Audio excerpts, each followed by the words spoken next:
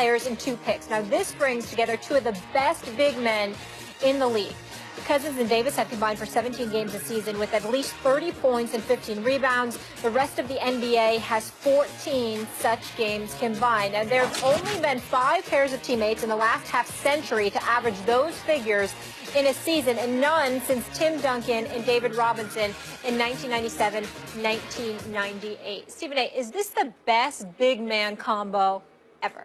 Well, I don't think we can say that because they haven't bounced the basketball together yet, as far as I'm concerned. I'm not going there. I mean, obviously, you look at their talent and you say, okay, they're young, they're in their prime, maybe. But for me, I don't look at it that way. I look at it as, let me see what they do together, because together is going to tell the story. And listen, we might look at the best big man instead of combos overall, MJ and Scottie Pippen, and what they were able to do. Obviously, this is a little bit different, and we get that reality. But the point is, DeMarcus Cousins he won 33 games last year. That is the most games he's ever won in a season. He's been in the league 7 years now. He has never been in a playoffs. He has never won more than 28 games in a season, but once. Now I got you in New Orleans with Anthony Davis. How are you two going to pair with one another? How are you going to mesh? How are you going to play? It's a huge, huge question mark. I would tell you, as separate individual talents, these brothers are big time. There's no doubt they're both averaging about 28 and 12. I get that, but I gotta at least see them play a few games together before I'm willing to ordain them in any capacity. Because guess what? I don't know how I believe it's going to work in a very advantageous fashion, but I don't know that yet. I have to see. I will put it like this. There's never been twin towers on the same team in their primes as good as these two. That hasn't happened. Now, you can look at Duncan and Robinson, but Robinson was coming off the injury, and he wasn't quite the same by the time they had Duncan. They had several, they won a championship together, so they were great, but I wouldn't call that a prime David Robinson. And part of that was he deferred to Duncan because he was doing the right thing and everything and was still an excellent player, but that wasn't the David Robinson that led the league in scoring and all those things. You could look at McHale and Parrish, but the fact is, Robert Parrish was generally not considered a top 10 overall player in the league back then, and certainly no one was arguing, hey, Robert Parrish is a top 5 NBA player. At the position, yes, of course, but no one was arguing top 5 overall player. Sampson and Olajuwon, Sampson was excellent for several years. No one was arguing he was a top 5, arguably a top 5 player. These two guys, there are arguments that they're both top 5 players. Now, certainly Anthony Davis, yes, and Boogie Cousins is generally considered in the top 10 somewhere.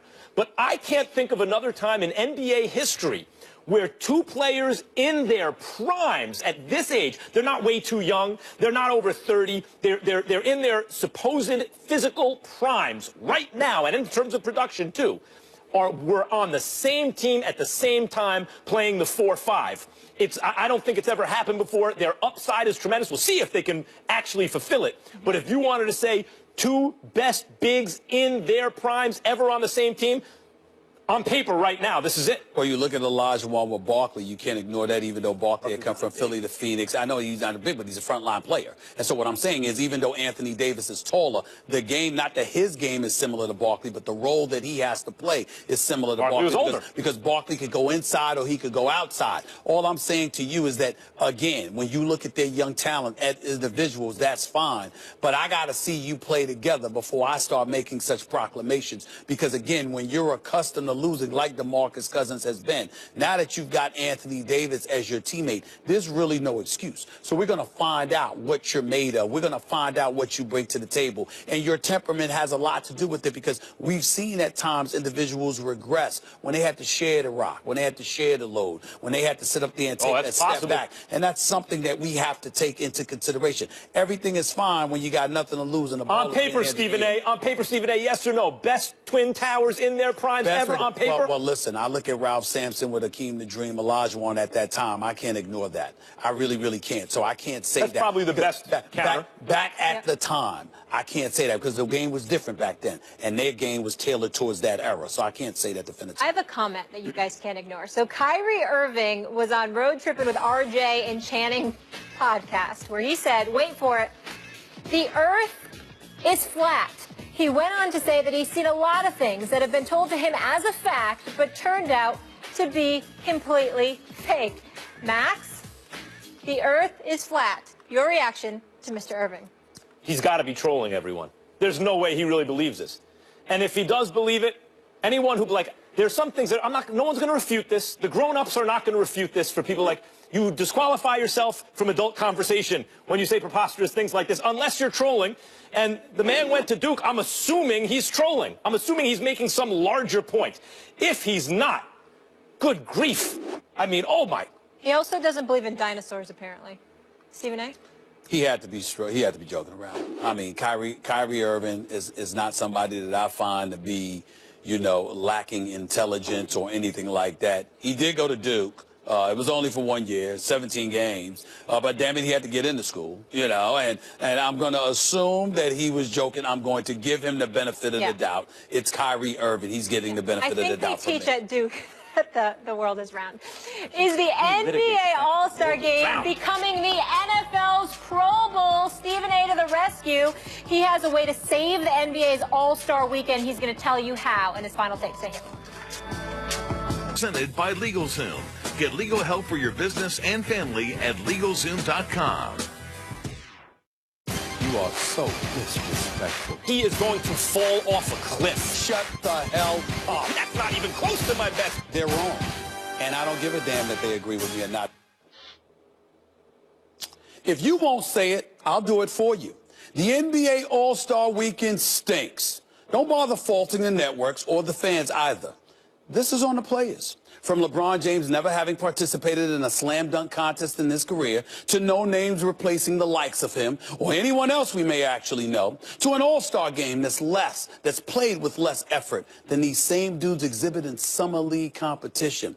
The facts prove that no matter how much these players wax poetically about what an honor it is to be an all-star, their effort actually screams, you should be honored to be watching us.